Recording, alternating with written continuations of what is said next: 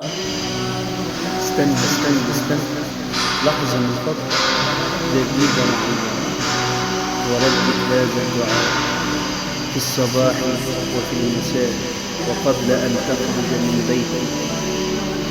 قل حسبي الله لا إله إلا هو عليه توكلت وهو رب العرش العظيم.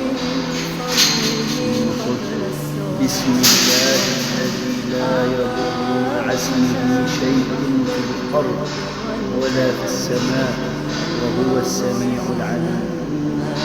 ردد هذا الدعاء حفظك الله وكفاك شر الهم والغم، ولن يضرك أي شيء في هذا اليوم بفضل الله.